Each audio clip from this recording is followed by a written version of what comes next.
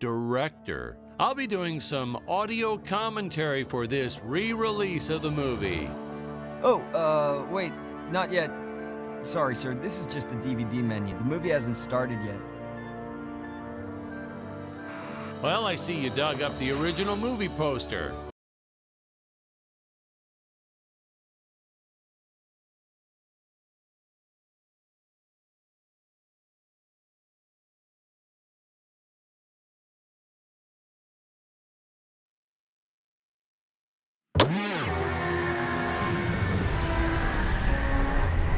Hello, Dan Smith here. I directed this film back in, well, it feels like a century ago.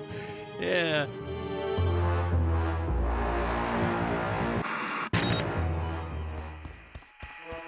The ship's damaged.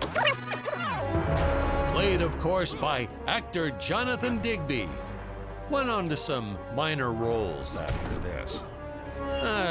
Such a shame. I thought from day one this guy's got leading man written all over his face.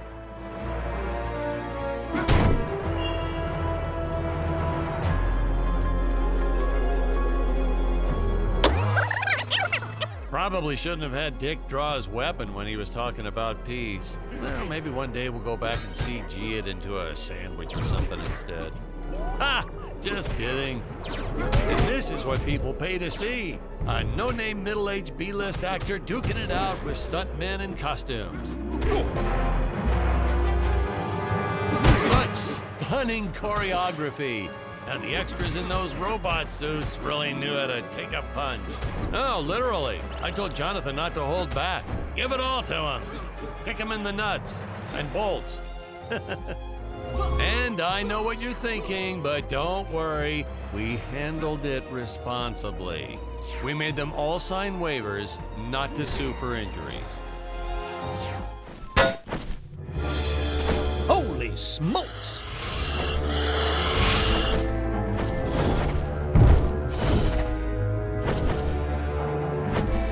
If I land square... Well, I shouldn't say this now, but you could actually see the strings if you squinted hard enough.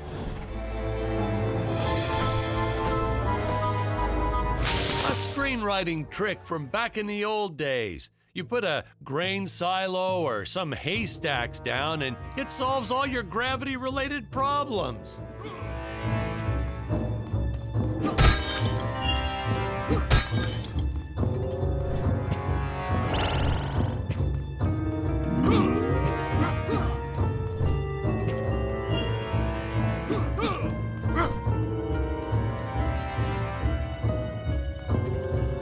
It appears...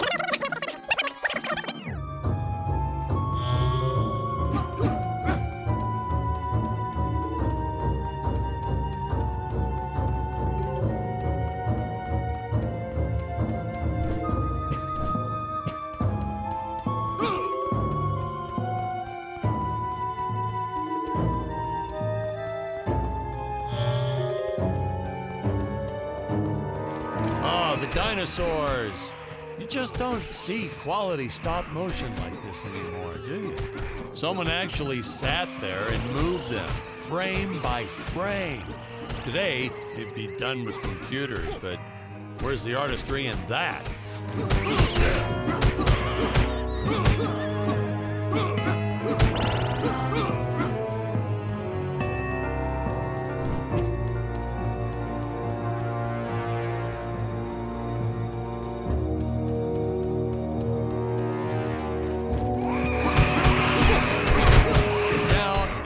The trees here look a little plastic. Well, it's because they are. I took them from the set of my last film, Vampire Island 2.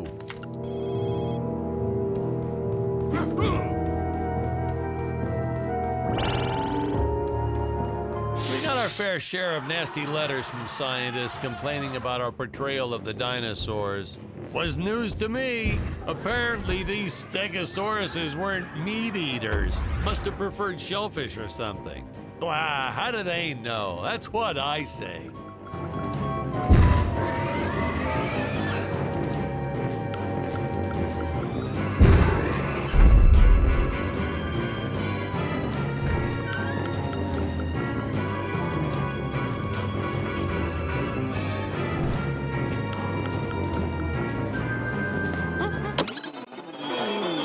As usual, the local population is defenseless. That's where our hero steps in and saves the day.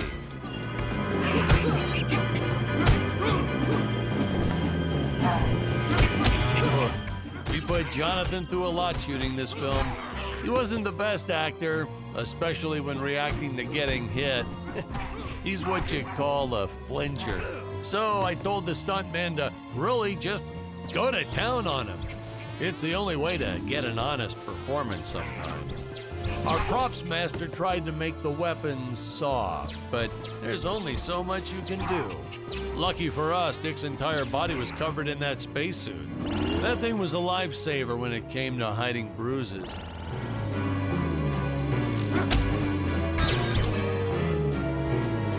How curious.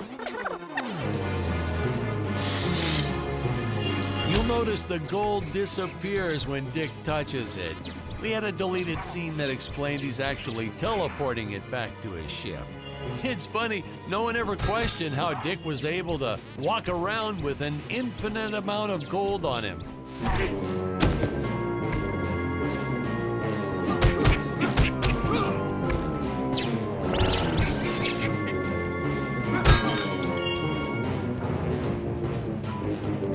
We had to redo these shots. Our first attempt was kind of a disaster. We tried using real apes, thought it'd cut down on the costume budget a bit. But have you ever tried working with apes? They are the worst actors ever. They don't sit still for a moment, and the second you take your eyes off of them, they're flinging their feces all over the place. Jonathan refused to work with them after he got, well, let's just say that he had to take more than a couple of showers one day. You know, you never forget the smell of monkey poo. We steam cleaned the studio top to bottom. Still never got rid of it entirely.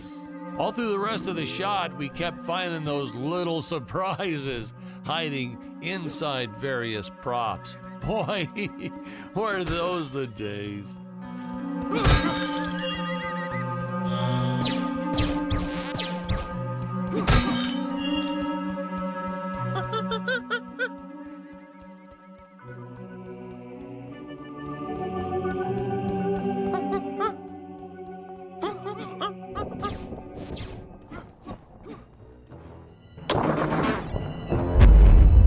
Really top-notch stop-motion effects, huh? Unfortunately, we skimped on the Dick Starspeed puppet a little. The Earthman is... Oh, this was groundbreaking. We had the woman rescuing the man for once. We were really ahead of our time with this scene, but well, then again, I've always been rather progressive. The studio exec didn't seem to get why it was such a big deal, though. Sorry, we don't see this as anything unusual. Ha! Of course! It's unusual! A woman would never save the man. It just doesn't happen. Not in the movies, not in real life. I don't know why we didn't get more recognition for this scene. I guess I was just a little too ahead of my time.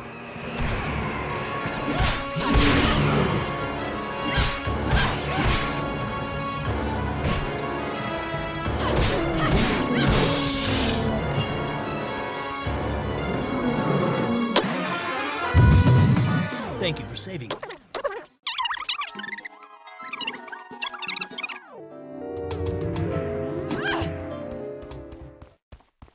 So we'll be seeing our first example of teleportation being used by Scarlet right here.